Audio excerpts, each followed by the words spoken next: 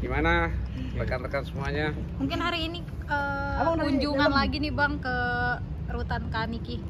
Iya. Mungkin kondisinya Kaniki sendiri seperti apa sih? Alhamdulillah sehat dan penuh dengan senyuman.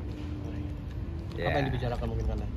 Gimana? Apa yang dibicarakan dengan Niki hari ini? Biasa PH itu kalau berkunjung tujuannya dua, ya jenguk, melihat keadaannya bagaimana.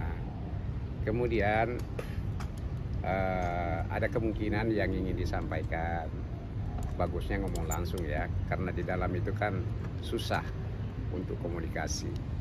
Ya memang ada fasilitas di dalam itu, tapi jam-jam tertentu rupanya baru bisa dipakai ya.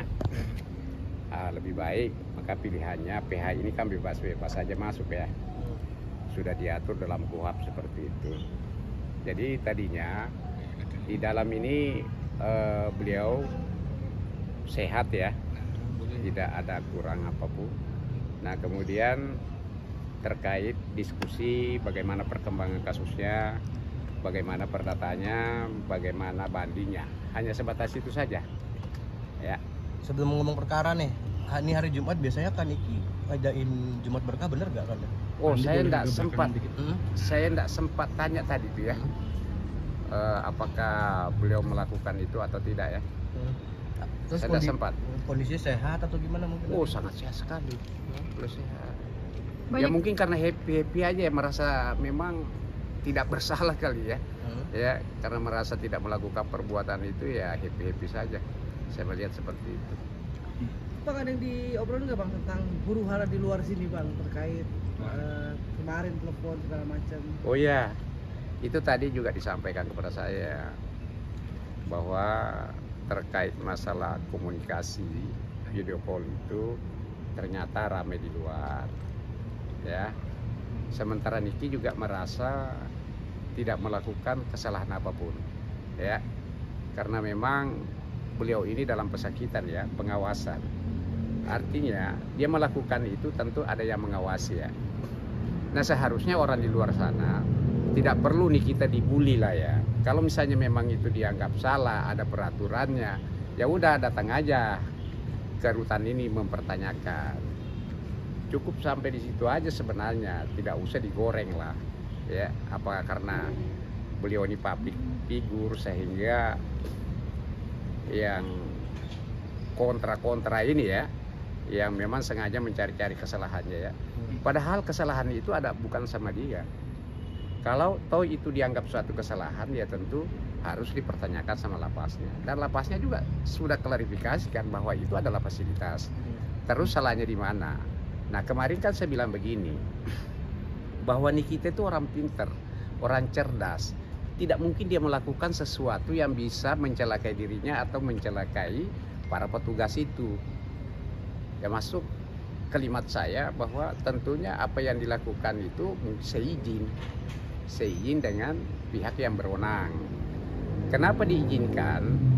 Karena memang di dalam peraturan Menteri Hukum dan HAM itu yang dilarang itu sebenarnya adalah tindakan-tindakan yang kiranya tindakan perbuatan-perbuatan yang melanggar hukum, termasuk misalnya pidana ya kan. Itu yang dilarang sebenarnya. Itu tujuan daripada peraturan itu diadakan. Kan sangat jelas di situ. Diberi contoh di situ. Ya kan, dikhawatirkan akan melakukan suatu perbuatan ya, melakukan penipuan dari dalam atau melakukan perdagangan narkoba. Ya kan? Ya Pak Menteri aja sendiri mengatakan bahwa hal yang dilarang itu adalah perbuatan yang dilarang menjual barang-barang yang haram dan lain sebagainya, termasuk narkoba itu ya. Sepanjang itu tidak ada, saya pikir tidak ada hal yang dilanggar ya. Ya kan, undang-undang itu kan yang dilarang itu perbuatan pidana kan. Nah pertanyaan seriusnya, apakah video call keluar itu adalah perbuatan pidana apa tidak? Kalau bukan berarti ya bukan suatu larangan ya.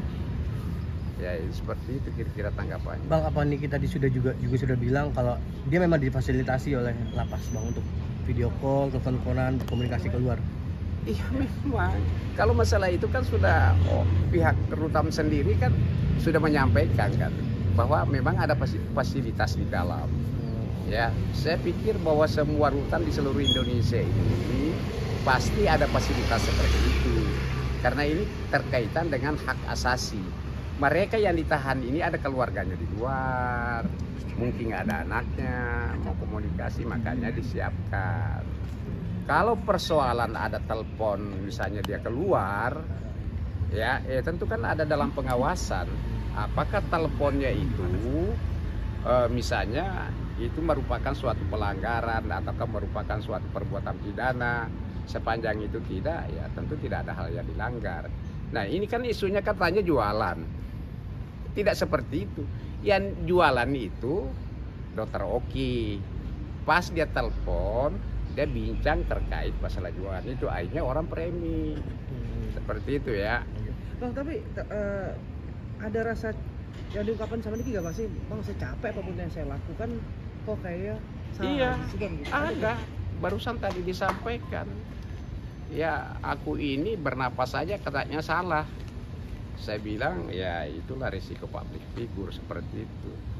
Saya bilang begitu. Memang ada disampaikan, saya ini bernapas saja salah. Ya kan? Ya udah, itu resikonya sebagai seorang public figure. Ya mungkin saja dengan jalan ini derajat Anda diangkat. Seperti itu, kita tidak tahu ya. Seperti itu. Oke Bang, Ada yang lain? Aneh. Kita masuk ke perkara aja Bang. Maksudnya kan Niki digugat 504 M ya oleh pihak lawan.